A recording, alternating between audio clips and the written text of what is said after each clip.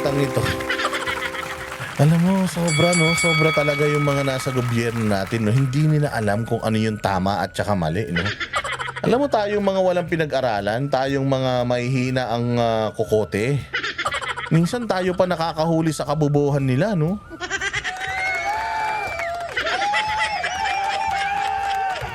O hindi ba? Anong sabi ni Duque? Matagal na akong nag-divest dyan.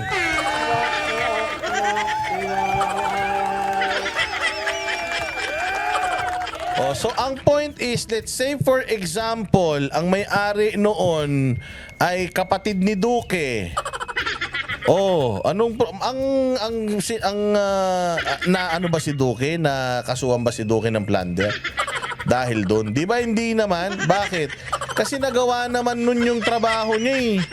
Nagawa naman nun yung trabaho niya, wala namang korupsyon kasi hindi naman binulsa. Ngayon, dito sa kaso ng mga Duterte, let's say for example, for the lack of for the sake of conversation lang. Let's say for example, totoo yung sinasabi ni Trillanes. Napunta yung project sa sa contractor, which is yung mga magulang niya, yung kapatid niya. O ang tanong, sila ba ay authorized na maging contractor? Sila ba ay mayroong accreditation sa gobyerno para magbid? O kung sila ay may accreditation para magbid at nagbid sila at nanalo sila sa bid and then ginawa naman nila yung project, wala namang problema, wala naman ninakaw, wala namang binulsa, so anong problema dun?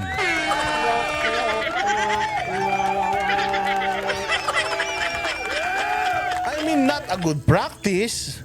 It's not a good practice, pero i-apply natin dyan yung sinasabi nila na 125 million na pera ni Inday Sara na ginastos niya ng 11 days. Ang tanong, ginastos ba siya? Binili ba ng Hermes, ng ginto, ng diamante?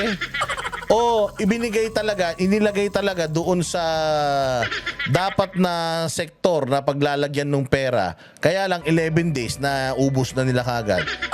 O, anong masama doon, di ba? Walang masama kasi importante na gastos sa tama kaysa nagastos sa mali.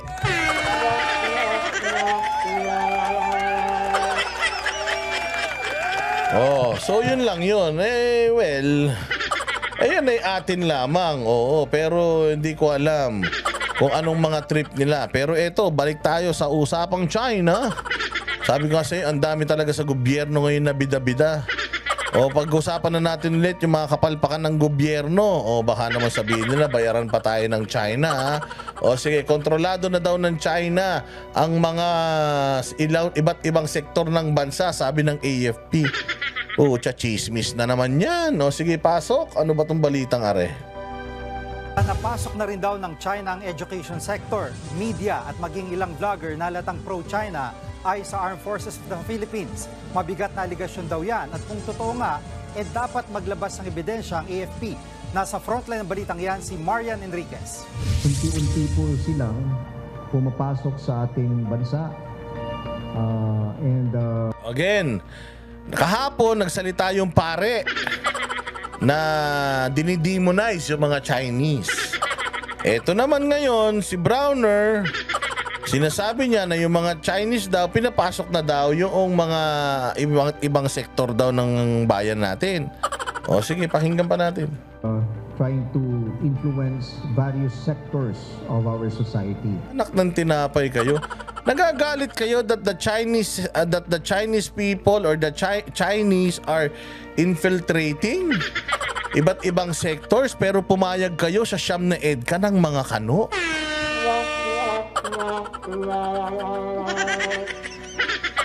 Galit na galit kayo na yung mga Chinese, kung let's say for example, totoo yung intel mo ha, galit na galit kayo sa mga Chinese na pumapasok na sila sa iba't ibang sektor ng bansa. Puta, pinayagan nyo nga yung US na makapasok dito sa Pilipinas, magdala ng mga missile. Mantakin mo, pinagdala nyo ng mga missile. Nagsalita si Vladimir Putin, ibinisto kayo na pumayag kayo na magpapasok kayo ng mga missile dito sa Pilipinas. Anak ng tinapay, bakit nyo ginagawa sa bayan natin yan? Gusto nyo ba talagang mamatay tayo sa gera? Labing-pito na ang EDCA sites. Ang dami, ha? Oo, pero let's say yung Siyam lang. Siyam na EDCA sites, pumayag kayo pumasok dito. Tapos may Intel kayo, pinapasok na. Pinasok na tayo, matagal na. Matagal na tayong pinasok ng mga Chinese pogo at saka ng mga Amerikano. Inantong mga nasa gobyerno parang mga loko-loko na eh. Kasama po dito yung education sector, no? Business, even the media, no? Local government units, and so on. Hindi nga kayo nagagalit sa Rappler.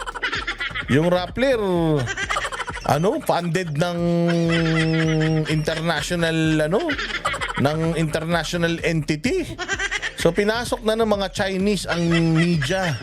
Ang inang iyan. Anong ginagawa nila sa media? Sa bibig na mismo ni Armed Forces Chief of Staff General Romeo Browner Jr. nanggaling na hindi lang daw West Philippine Sea ang napasok ng China. Sabi ko na, bobo to si Sosi mo eh. Para sa depensa lang naman ang EDCA site. Tanga. Tang-ina. Depensa kanino? Sosi mo. Tangina, sabi ko na nga ba, bobo to eh. Sabi ko na nga ba, tao to ni Tolongis eh. Para sa depensa lang naman ang EDCA sites. Bakit meron tayong missile kung para sa depensa? Kung para sa depensa ang EDCA site, dapat ang dalhin nila dito panangga. Bobo ang putang ina. Hoy, Sosi mo, sana pinaputok ka na lang ng Sana pinaputok ka na lang ng tatay mo sa kumot. Sabi niya, hindi naman nangaagaw ng teritoryo ang Kano. Kasi nga, hindi sila mga agaw, kusa nating binigay, bobo.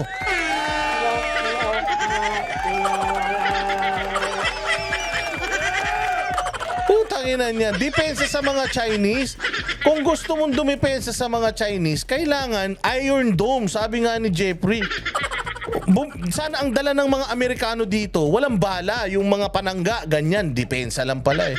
Gusto nyo palang depensa, di sana yung Pilipinas, pinatayuan nyo ng bakal na dingding. Bobo mo. Putang ina mo ka. Magko-comment ka lang, pantanga pa. Puta pang depensa. Ba't hindi ba nila kayang dumepensa sa Pilipinas nang wala silang EDCA site dito, kundi ka ba naman Tolongis?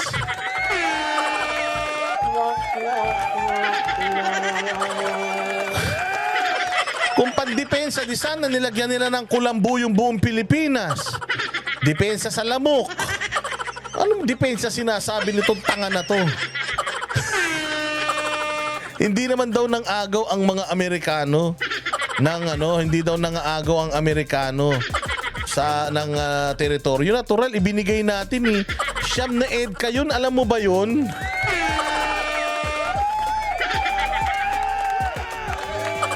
Bobo talaga. Paano natin binigay sa mga Kano ang Pilipinas? Tangina mo, ikaw na nagsabi, may EDCA dito. Alam mo ba na yung EDCA site, hindi ka pwedeng basta-basta pumasok yan. Once na nagtayo sila ng kampo, puta kanila yan. Subukan mo, Sosi mo, umakyat sa bakod ng American Embassy. Babariling ka. Kasi lupa ng Kano na yan, considered as teritoryo na nila yan. Hindi mo na yan pwedeng pasukin, Tolongis. Pangamputo. Pang-ina, no? Alam mo, hindi ko talaga maintindihan saan nanggagaling yung mga utak nitong mga tanso, no? Tsaka nung mga dilamang tae. Sobrang bobo, no? May mga tanga, puta mayroong ipis, mas bobo pa sa ipis.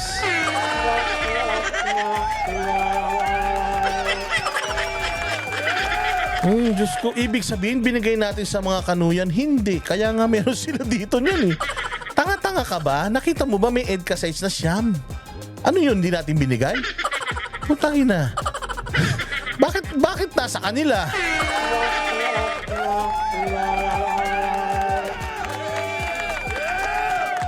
Pakahina, no? Ibang klase. Meron pa siyang section 17. Taga section 17 kaya wala kang alam eh.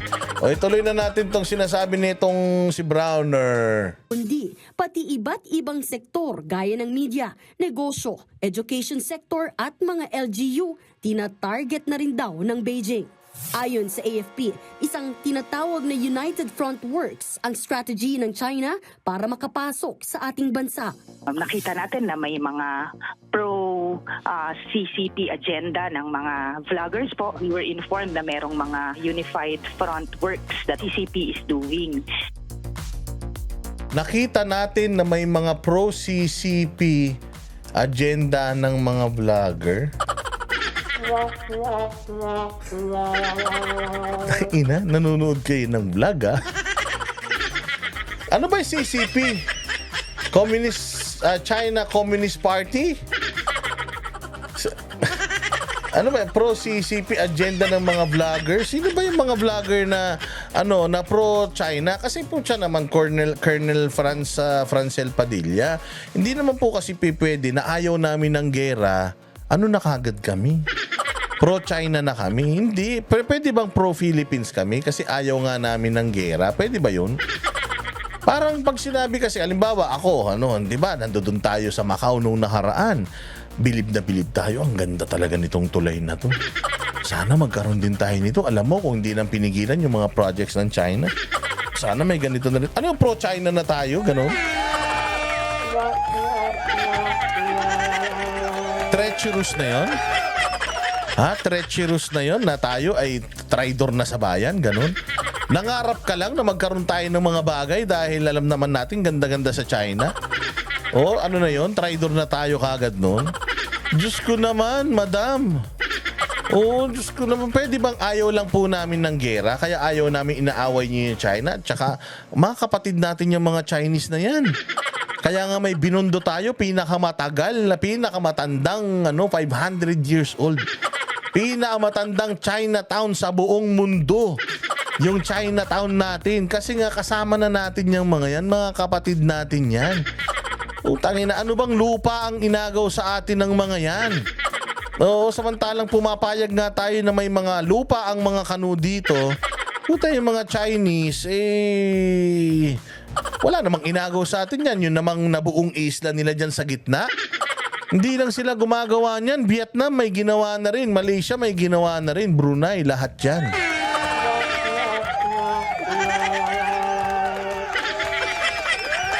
Diyos mio. So, nagpapakalat nga po sila ng maling impormasyon. Nagpapakalat ng maling impormasyon? Ang nagpapakalat ng maling impormasyon, parang kayo eh. Napasok na nila ang ganito, ang ganito, ang ganito, ang ganyan. Anak ng tinapay. Tapos biglang may 9 EDCA sites tayo. Hindi nyo nga naglilinaw eh. Wala pa kayong sinasabi. Wala pa kayong kahit denial man lang nung sinabi ni Vladimir Putin na may mga may mga missile na dito o mga kano. Wala kayong say tungkol dun. Kung ano-anong inaatupag nyo. Patunayan nyo na wala. Bisitahin nyo yung mga EDCA sites at kung meron, palayasin nyo dito yung mga gamit na yan.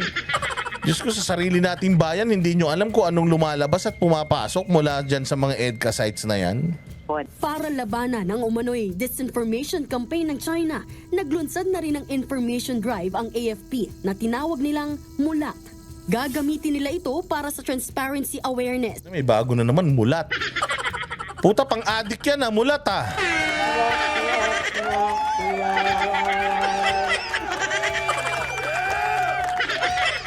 Walang hiya Walang hiya, mulat.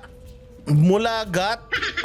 Sa ganyan yung mga ganyan yung mga adik Laging mulat.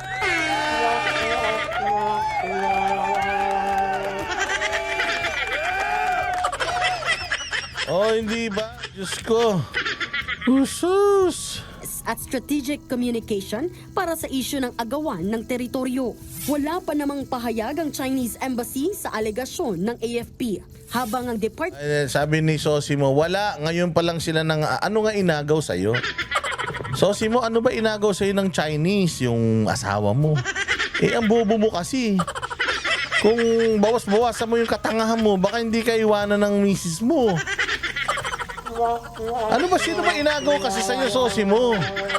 Bakit di mo paalisin ang missiles sa EDCA sites? Depensa yan. Bakit mo papaalisin ang missile sa sa EDCA sites? Depensa yan. Putangina mo. Sosi mo, sobrang bobo mo, promise. Kailan naging depensa ang missile?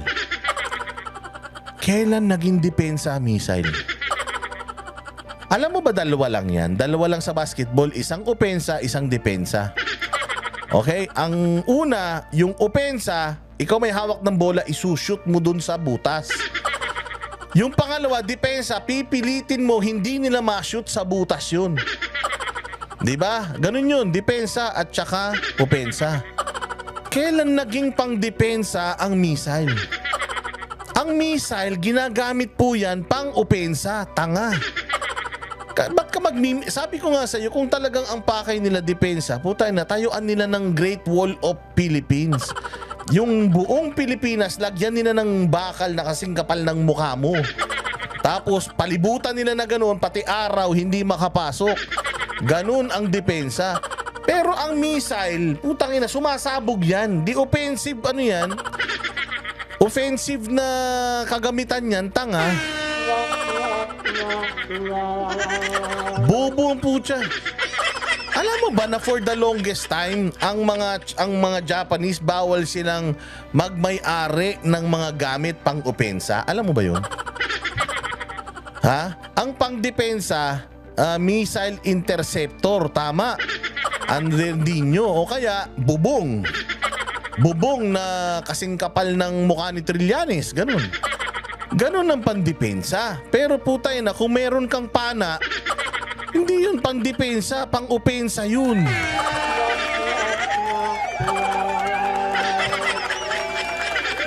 Bobo, putay na to. Hoy, sosi mo, tigilan mo na yan ha. Kung ano man yang iniinom mo. Oh, pasalo nga sa missile ng China. Pansalo, tanga, di sana kung pansalo, di sana batsa yung binilagay nila dito. Tayo na mo, sosi mo, bobo mo.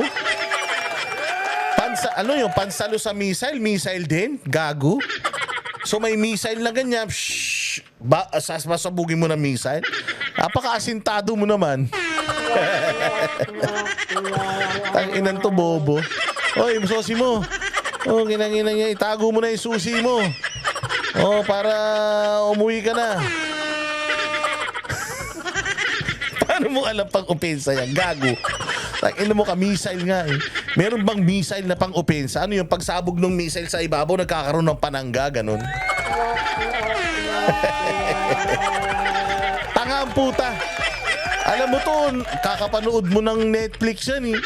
Gago, hindi totoo yun, yung missile, tapos papasabugin mo rin ng missile. Tangin na ano ka, si One Piece.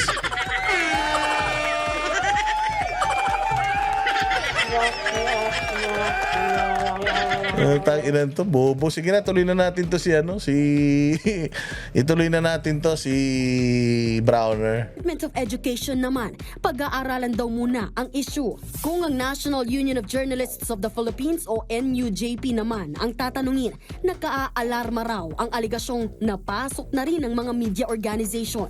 Dapat maglabas daw ng matibay na ebidensya ang militar dahil malaki ang implikasyon ng mga sinabi ng AFP sa mga mamamahayag. Let's say there are some columnists. Di, alam mo, totoo yan ha. Kailangan AFP magpakita kayo ng ebidensya. Salita kayo ng salita ng ganyan, tinatakot nyo tao. Tinatakot nyo tao eh, na napasok na tayo ng China, napasok na, putangin na, kanina pa ako nag-iikot dito, wala naman ako makita.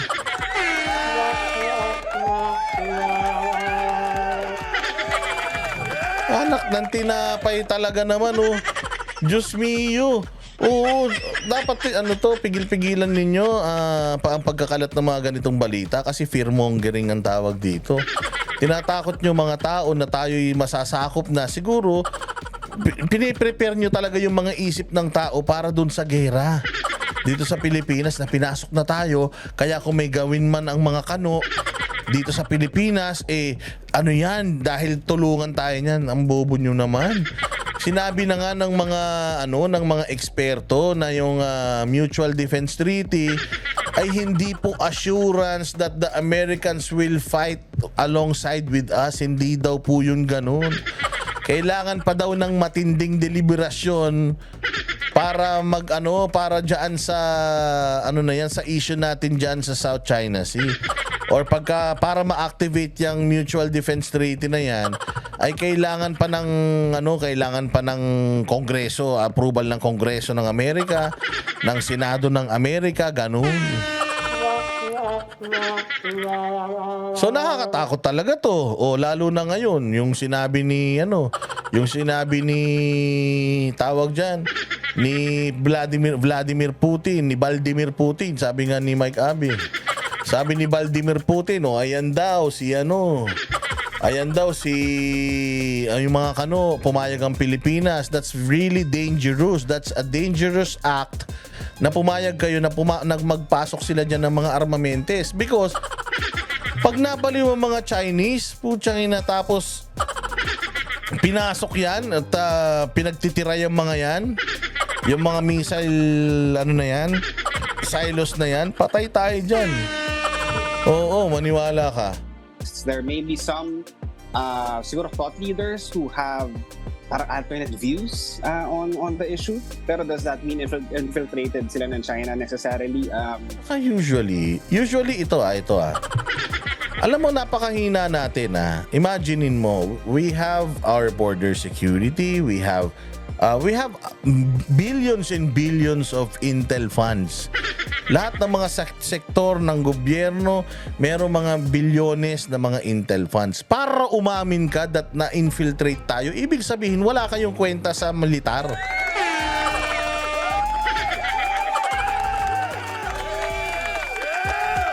Ibig sabihin, inaamin ni Browner na mahina ang mga sundalo natin, na mahina ang intel natin, kaya napasok yung mga ahensya ng pamahalaan natin ng mga sleepers, mga sleeper cells, mga spy. Napasok na daw tayo. Ibig sabihin, Browner, the fact na inamin mo yan, under your leadership, nakapasok yung mga yan, dapat umalis ka na dyan. Mag-resign ka na, o kaya kung meron man, may nakita ba kayo sa US na umamin sila na napasok sila? Nung nangyari yung love virus sa Pentagon, umamin ba sila kagad?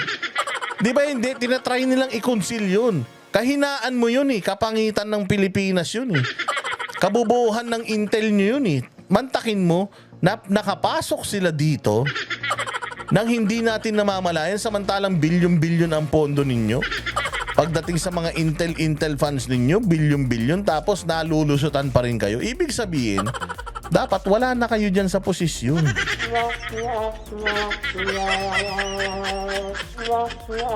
Tama?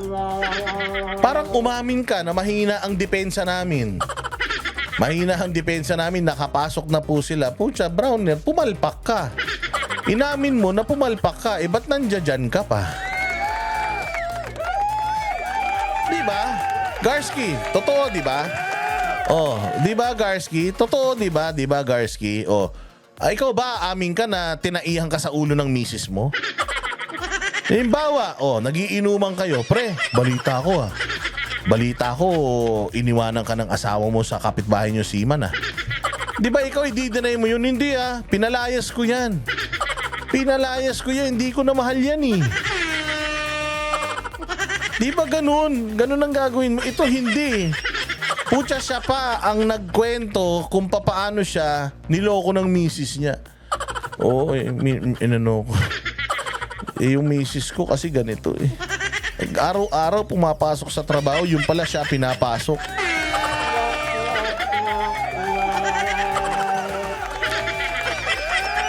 Di ba saan ka ba makakita ng hepe ng sundalo sasabihin na napakahina natin? Napasok na po tayo. Pucha, kung ako, alam mo, sabi ko nga, kung ako talaga ang chief executive, si Bongbong, tinagpapalitan ko lahat tong mga to Sasabihin ko, Browner, ano sinasabi mo? Hindi po napasok na po. Puta, ba't minimedya mo? Itago mo yan, classified yan.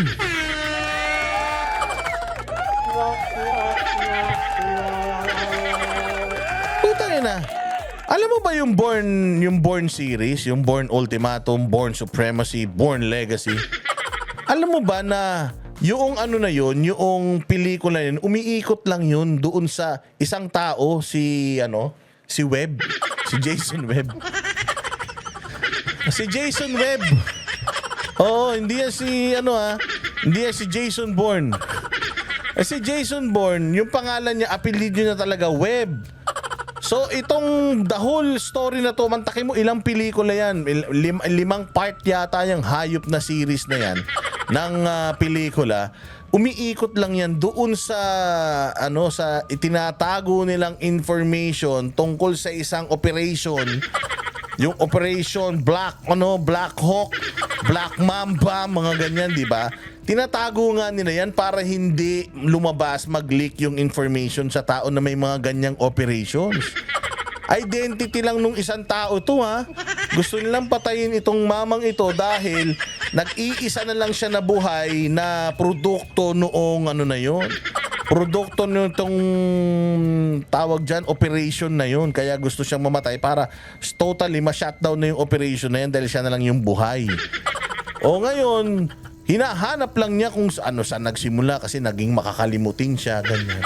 O hinahanap lang niya kung ano yung totoong identity niya. Hanggang sa dulo, nalaman niya lang na kung sino siya, sino yung tatay niya, ba't ba talaga siya ginanon, bakit siya binrainwash at naging robot na yung utak niya. Lahat na ipagawa ng Amerika, gawin niya. Di ba? Blackbriar. May mga ganyan eh. Di ba? Rabbit's foot. May mga ganyan. So, ibig sabihin, yung ibang bansa, at even sa pelikula, merong mga information that they are keeping to themselves. Tapos, nagka-quality control sila.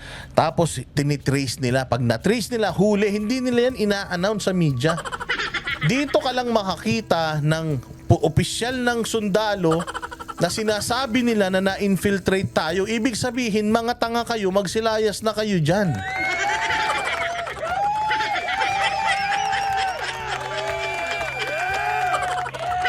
Ganun yun. So para lang masira ninyo yung image ng China, pinagmamalaki nyo pa na napasok na tayo ng mga Chinese.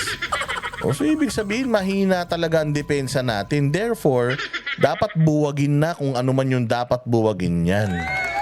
Nakakahiya kayo. Siguro naisip niya, oo nga no, tama yung sinabi ni Boss Dada. Parang puta, niloko ko ng misis ko tapos pinagkalat ko pa. May i-announce nga po pala ako sa inyo. Siguro napapansin nyo, wala na yung misis ko. Kasi tinaihan niya ako sa ulo. 3 sa mga kaibigan ko ang tsumutsukchak sa kanya gabi-gabi. Alam mo, gaganunin mo ba yun? Ilalabas mo ba yung kapangitan mo? Siyempre itatago mo yun. Anak ng tinapay talaga naman, oh. Mahirap sabihin, they would have to show proof, no? Hindi naman pwedeng ayoko yung tabas ng sinusulat nito, therefore infiltrated na sila ng China. Para naman kay Gabriela Partiles Representative Arlene Brosas, dapat imbestigahang mabuti ang sinasabing panghihimasok ng China nang sa gayon maiwasan ang anumang diskriminasyon sa mga Chinese. Kasi hindi lang naman Chinese. Sorry hindi lang Chinese kasi ang US nga nagtayo ng base sa loob mismo ng Saktamente!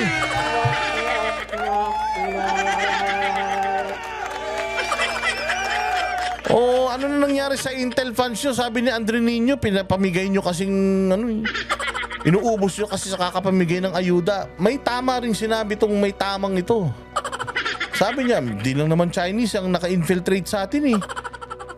Nagugulat pa kayo na infiltrate tayo ng China. Puta, pinamigay nga natin yung siyam na EDCA site sa mga kano. Exactly my point. Yan yung punto ko. Walang reklamo tayo ng reklamo. Yung mga ONAX nandiyan na. Marcha na ng marcha sa sarili natin mga lupa. Hindi sila dun magmarcha sa bansa nila. O hindi ba? Tapos galit tayo sa mga singkit. Yan talaga tong mga kaparian natin, no? bansa natin. So it goes for all. Evidence-based and scientific-based. Eksakto. Sabi ni Johnny Sumanga, only in the Philippines, walang top secret o confidential. Marites nga. Bida-bida lahat. Putay na, basta merong issue, ilabas kagad. Para silang alam mo yon, para silang tumbong. Kung ano yung ipinasok sa bibig dito sa tiyan, giniling nung tiyan, puta yun yung lalabas sa bibig nila.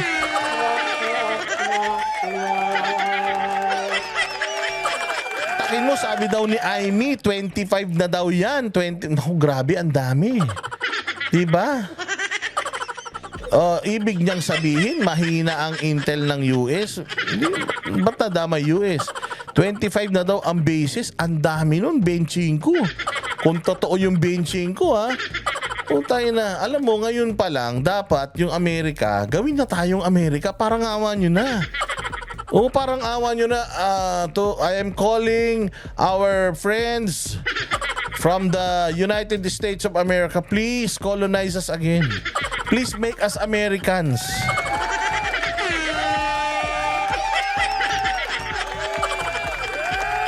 Diba? Please make us Americans. Sawang-sawa na kami dito sa mga leader namin ng mga tarantado. Gawin mo na kaming Hawaii. Okay na kami. Wala namang problema eh. Kahit natawagin na tayong Amerikano eh.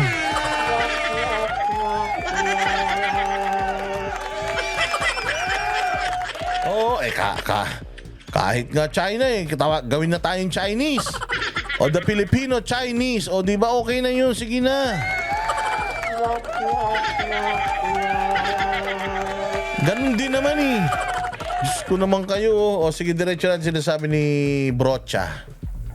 Yun gawin. Huwag yung parang racist ang mangyayari. We don't want that, no? Ayaw din natin ng sino-hate. Nagbabalita mula sa Frontline, Marian Enriquez, News 5. Mga kapatid, Ayun, so yun nga ang sinasabi natin. Nako po. Talaga naman na umaatikabo. Talaga namang kahindik-hindik itong balitang ito. Alam mo, sobra talaga yung mga nasa gobyerno natin, no? Hindi nila alam kung ano yung tama at saka mali, no?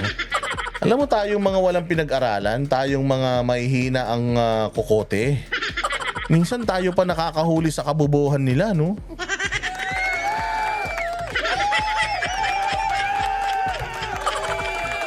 Ako nga pala ang hepe ng kasundaluhan. Ako ang pinuno ng lahat ng mga sundalo. Gusto ko lang pong sabihin sa inyo na na-infiltrate na tayo.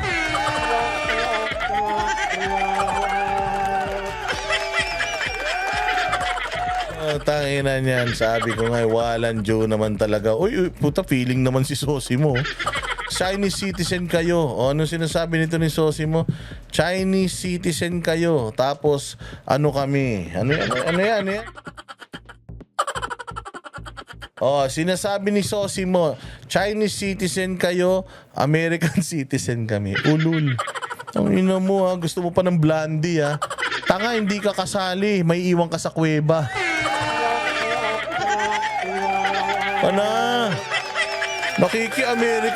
Nakiki-American citizen ka pa, Sosimo. Sus! Hindi na. Diyan ka lang sa lusak. Diyan ka lang sa lupa. Huwag kang feeling kano, ha? Huwag kang feeling kano. Ang ina mo? Kaya pala. Ang ina lumabas din ang totoong kulay ng hampas lupa. Puta, gusto palang maging kano. Kaya naman pala puta to si Sosimo. Kaya naman pala panay ang Kaya naman pala panay ang depensa nito sa kano. Puta, gusto pala niya maging kano. Palakpakan. Anak ng tinapay. Oy, Sosimo. Punta ka na sa American Embassy. Baka naman puta, mukha kang ipis ha. Punta ka na sa American Embassy tapos mag-apply ka na doon. Sabi mo, gusto ko na maging Amerikano, ganon. Ang dami-dami pa sinasabi. Michelle Mangarin. Thank you very much, Michelle Mangarin, ha. Mabuhay ka. Mabuhay ka. Sabi naman ito, ikaw may sabi. Tanga, hindi ka kasali. Kami lang. Ikaw may sabi. Puta, ano ka naman, nabingwit ka naman. Uy, puta, usapang American citizen na to. Pangarap ko, gago. Patira ka sa kano para gusto mo maging kano. May pangarap ang puta. Uy, Sosimo, ang taas ng pangarap mo, ha. Tangin na, gusto mo maging Amerikano, ha. Marunong ka pa mag-Ingles. What's your name?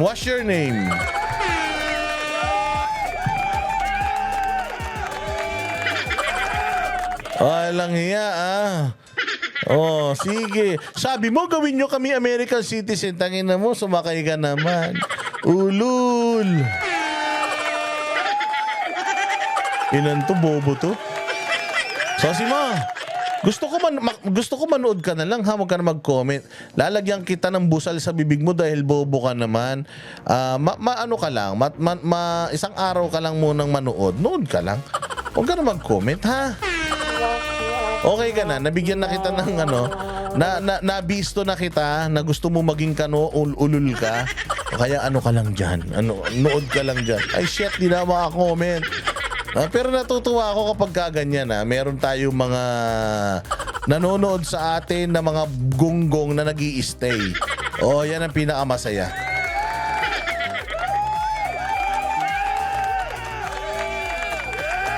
Sabi ni Zaldi, in your dreams, nek mo, apply ka visa, tanga. Gusto ko palang maging pinagtatanggol mo yung mga sa Pilipinas, ha? Walang iyan, napainom ako dahil sa iyo, ha? Ito, isa pang balita tungkol din dyan. Sige na, lahat, ubusin natin ngayong gabing to. Ito, yan na, yung mga sundalong Pilipinas, papalag na daw kapag hinaras, tarantado. Dapat noon pa, akala ko matatapang kayo, tapos ngayon pa lang kayo papalag, naputulan na kayong daliri. Pasok. Kapag ginamitan ng kutsilyo, abay kutsilyo rin daw ang ipanlalaban ng mga Pilipinong sundalo kapag hinaras ulit sila ng China Coast Guard. Alam mo, eksaktamente. Philippine Army. That's exactly our point. Pag binomba ka ng tubig, bombahin mo rin ng tubig. So long as wag kang pag binaril ka, barilin mo rin. Pag sinaksak yung rubber boat mo, saksakin mo rin yung rubber boat nila. Ganun lang yun. Basta wag kayo magpapatayan. Pag bombahan ng saksakan ng rubber boat. Yung iba kasi saksakan ng pangit.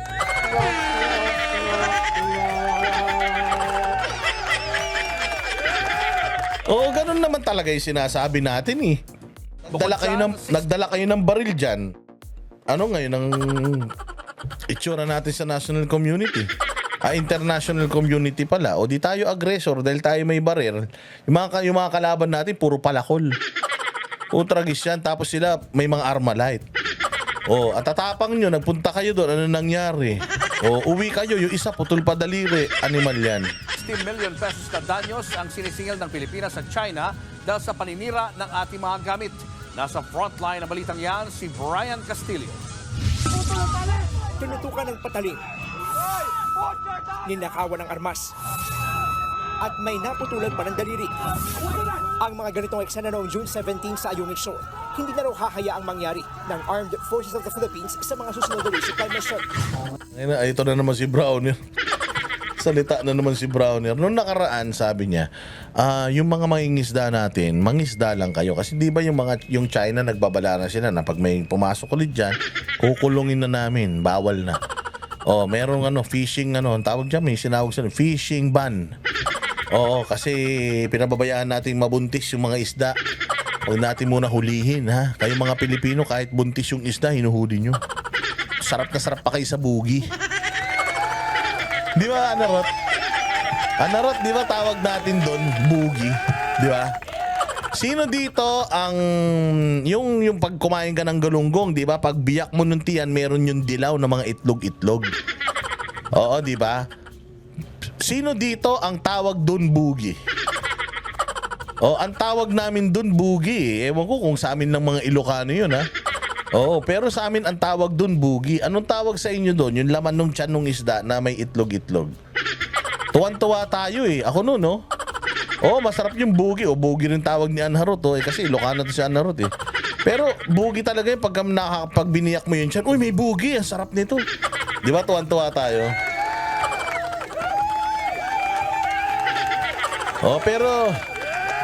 Pero yung iba, ayaw nila noon. Ayaw nilang kainin. Kasi nga buntis yun, di ba? Pag ganun mo nga nung crab, uy, maraming itlog, ibalik mo sa dagat. Sa Bisaya, bihod. Ano pa sa mga nyo? Ano pa sa mga, probinsya ninyo, anong tawag dyan? So, nagdeklara ang China na bawal na pumasok. So, ang sabi ni Browner, atin yan, mangisda lang kayo dyan.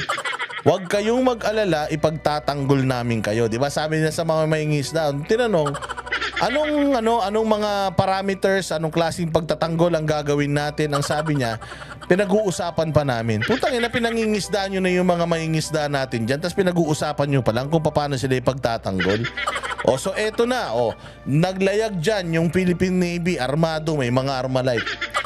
Pucha yan, dinumog ng Chinese Coast Guard. Pucha yan, nag-iyakan lahat, may naputulan pa ng daliri. Ang armas nung kalaban, mga kutsilyo, sila may mga dibarel. Sila pa na agrabyado.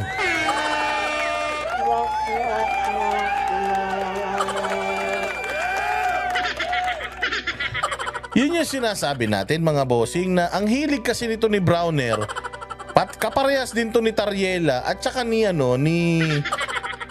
sino ba to? Yung pinsan ni Noy Noy na taga Defense Secretary. Ang hilig ng mga to na magbigay ng mga statement, ganyan. O magbibigay ng mga statement tungkol sa mga bagay-bagay. Walanjo, tapos eto, palpak naman. So ngayon gusto niya mangyari, magsaksakan dyan sa South China Sea. Lumaban na daw ang mga kanuputa, hindi naman siya nagpupunta ron. Mauna ka kaya para maniwala yung mga Coast Guard sa'yo? Ayon kay AFP Chief of Staff General Romeo Browner, papalag na ang mga sundalong Pilipino kapag hinara sila ng China Coast Guard. Yung sinabi kong lalaban tayo, ang ibig ko sabihin po doon ay hindi natin haayaan na basta na lang ibuli tayo ng ganon, no? Mahigit 2 linggo matapos ang insidente sa BRP Sierra Madre, nagtungo ngayong araw sa Camp Aguinaldo si Pangulong Bongbong Marcos para pangunahan ang command conference ng AFP, kung saan tinulong niya ang pinakamatataas na opisyal ng militar. Dito nilatag ng AFP kay PBBM ang mga susunod na hakbang sa gitna ng tumitinding tensyon sa West Philippine Sea. Tumanggi si Brown na detalye ang kanilang mga plano tungkol sa mga susunod na ROREMEC. Bakit hindi mo pa sinabi, Browner, yung detalye? Sabihin mo lahat. Sinabi mo na nga yung detalye na napasok na tayo, na-infiltrate na tayo ng mga Chinese spy. Sabihin mo na lahat. Ba't hindi mo pa sinasabi? Sabihin mo. Hindi mo na pwedeng sabihin kasi wala pa naman talaga. Wala naman talaga kayong plano. Wala naman talaga kayong game plan. Pero kabilang daw sa mga binigyan din nila ang rules of engagement o kung paano tutugon ng mga sundalo kapag hinaras ulit sila ng China.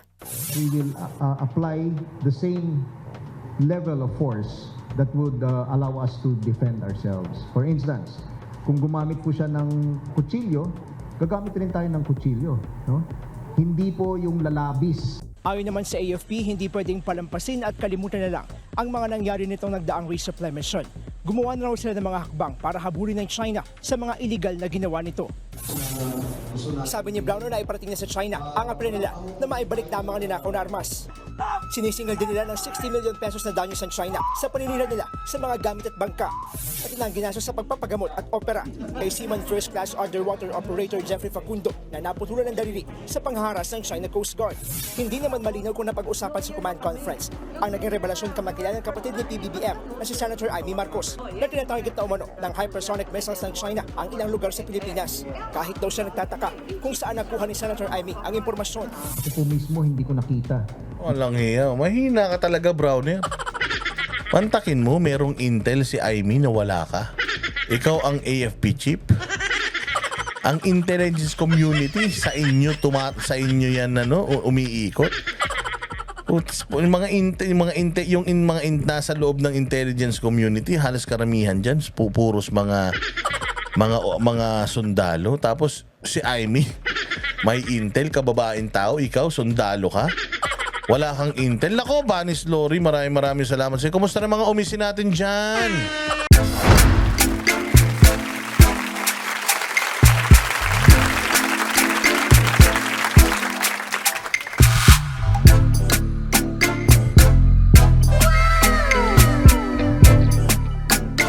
The next performance will start momentarily.